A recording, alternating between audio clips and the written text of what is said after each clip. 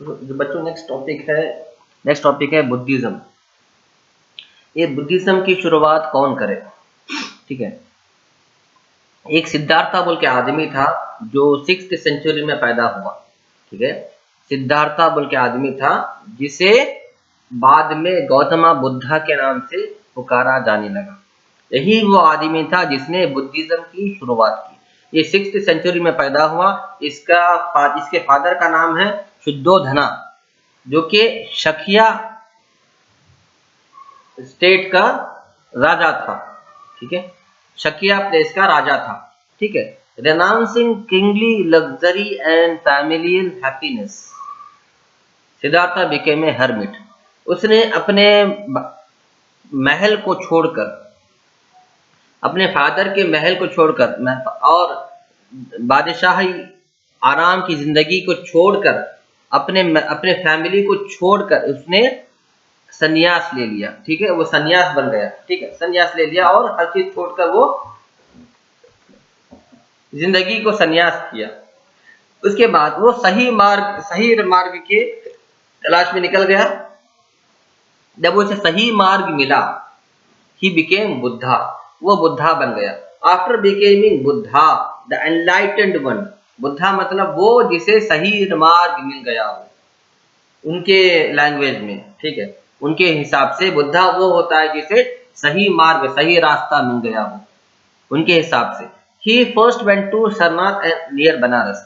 जब वो बहुत लंबे अरसे तक जंगलों में, बियाबान में और पहाड़ों के बीच में संन्यास करता रहा, पूजा पाठ करता रहा, ध्यान करता रहा, तो एक गुरु बन गया, रूहानी गुरु, स्पिरिचुअल गुरु बन गया, जिसे बुद्धा कहते हैं।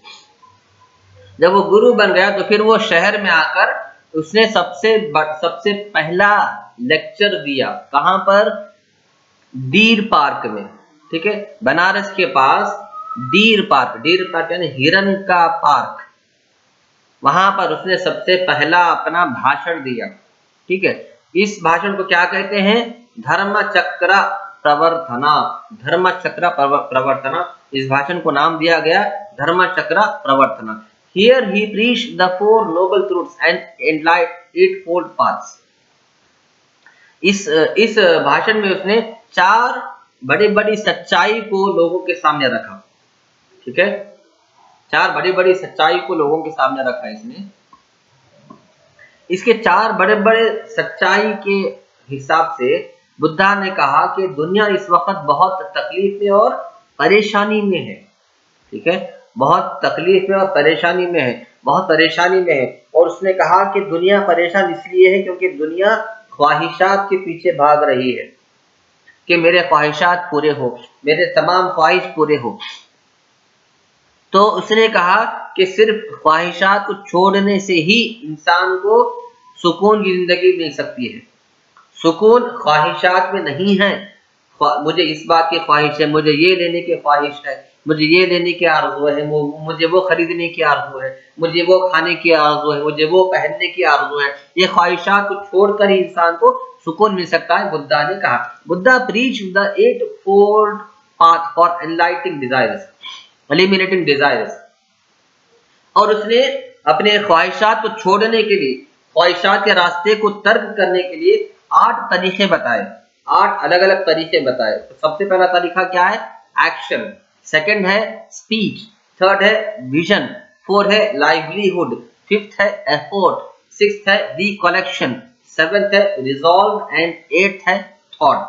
ये 8 फोल्ड पार्ट्स हैं, 8 तरीके हैं। ठीक है, 8 अलग अलग तरीके हैं अपनी ख्वाहिशात भरी जिंदगी को छोड़ने के लिए। Wealthy merchants, artisans and common people were inspired by the new teaching. ये जो नई तालीमात थे बुद्धा की, इस नई तालीमात से वो लोग जो बहुत दौलतमंद थे, जो बहुत अमीर थे, जो बहुत बड़े बड़े कारोबारी थे, ये लोग बहुत इसकी तालीम से बहुत खुश हुए और फॉलो करना शुरू हुए। ठीक है, फॉलो करना शुरू किए और बहुत से कॉमन पीपल भी इसकी तालीमात को फॉलो करना शुरू किए। बुद्धा अपनी तालीम को, अपनी स्पीच को प्राकृत लैंग्वेज में देता था। यानी बुद्धा जो है लैंग्वेज, कौन सी लैंग्वेज इस्तेमाल करता था? प्राकृत लैंग्वेज इस्तेमाल करता था। The common man related them to various aspects of the tradition. उसके बाद जो है जैसे जैसे नई नई शहरें बनते जा रही थी, क्योंकि इंडिया अब आबाद होते जा रहा था, नए नए लोग आते जा रहे थे, तो हर नए नए शहर में इसकी तालीम फैलती जा रही थी, इसका नॉलेज फैलता जा रहा था, इसका रिलीजन फैलता जा रहा था। इसका रिलीजन ना सिर्फ नॉर्थ इंडिया में बल्कि पूरे इंडिया में फैलने लगा, जहां तक कि गैंगेटिक प्लेन में यानी गंगा जहां से शुरू होती है गंगा नदी और जहां खत्म होती है उसके सारे रास्ते पर इसकी तालीम फैलती गई, इसका रिलीजन फैलता गया, इसका मैसेज, इसका पैगाम फैलता गया और लोग ज्यादा से ज्यादा इसके पैगाम को फॉलो करना शुरू किए। They walked from one city to another and they devoted their lives for others. ये जो बुद्धा था और इसके जितने भी फॉलोवर्स थे, ये क्या करते थे? एक शहर में रहकर अपने पैगाम को देते थे, अपने रिलीजन को समझाते थे, फिर वहां से निकलकर दूसरे शहर को जाते, फिर वहां से निकलकर दूसरे शहर को जाते, अलग अलग शहरों को घूमकर ये लोग अपने रिलीजन का प्रचार करते थे। 80 साल की कड़ी मेहनत के बाद, 80 साल जिंदा रहने के बाद आखिर में सिद्धार्थ, जिसे गौतम बुद्धा भी कहा जाता है, वो मर गया। उसके मरने के बाद उसके जिस्म को और उसके हड्डियां वगैरह को लोग संभाल के रखने लगे। क्यों? ताकि उनके नजर में वो पवित्र था, उनके नजर में वो बहुत पवित्र था, इसलिए उसके जिस्म को, उसके गोश्त हड्डियों को वो संभाल के रखे। जब उसका जिस्म सड़ के गल गया, लेकिन फिर भी उसकी हड्डियों को लोग संभाल के रखे और उसकी पूजा करते थे। और वो जो मर गया, उसके मरने को लोगों ने एक नाम भी दिया। क्या नाम दिया? महापरिनिर्वाणा। यानी कि गौतम बुद्धा ने, सिद्धार्थ ने एक बहुत हमेशा की जिंदगी में कदम रख दिया, हमेशा के लिए अमर हो गए, मतलब हमेशा के लिए अमर हो गए। This was how the first temples, idols and ideal worship began. जैसा कि उसके फॉलोवर्स उसके जिस्म को, उसके हड्डियों को, उसके रेलिक्स को लेकर पूजने लगे, उसके बाद से ही पूजा पाठ करने का सिलसिला शुरू हुआ। आइडियल्स को पूजने का, यानी बुतों को पूजने का सिलसिला शुरू हुआ। तो बुद्धा जितने भी चीजों को इस्तेमाल करता था, उसकी बिलोंगिंग्स, उसके रेलिक्स और उसकी हड्डियां, ये सारे चीजें लोग क्या करते थे? इसको पूजना शुरू करे। तो इसके हिसाब से, इसकी बात से जो ही मंदिरों का बनाना और पूजा पाठ का सिलसिला शुरू हुआ।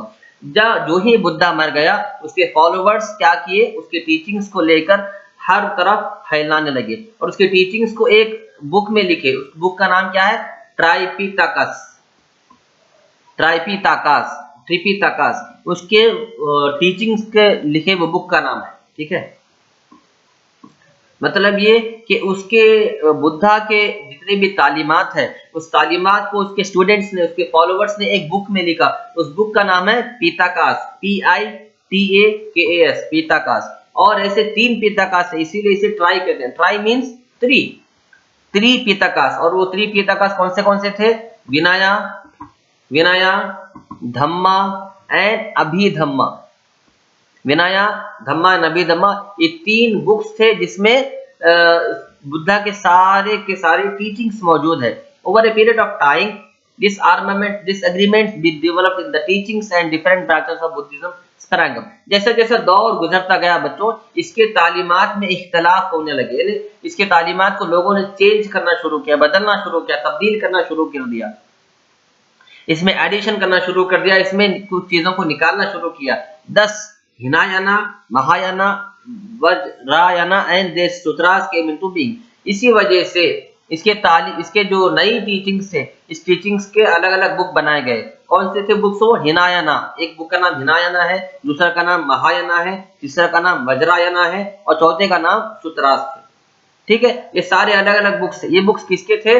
बुद्धा के टीचिंग्स के थे। लेकिन ये टीचिंग्स जैसे जैसे दौर गुजरता गया, ये टीचिंग्स बदलते गए। ओके, इसके अलावा बच्चों ये जो बुद्धिज्म जो है सिर्फ इंडिया में नहीं, इंडिया के बाहर कंट्रीज में भी, जैसे कि पर्शिया है, ओके, इसी तरह इंडिया के बाहर कंट्रीज में भी फैलने लगा। तो बच्चों ये था जैनिज्म और बुद्धिज्म पे चैप्टर। मैंने बहुत से टॉपिक्स को क्लियरली एक्सप्लेन करने की कोशिश की है। आपसे रिक्वेस्ट है सारे वीडियोस को बार-बार देखकर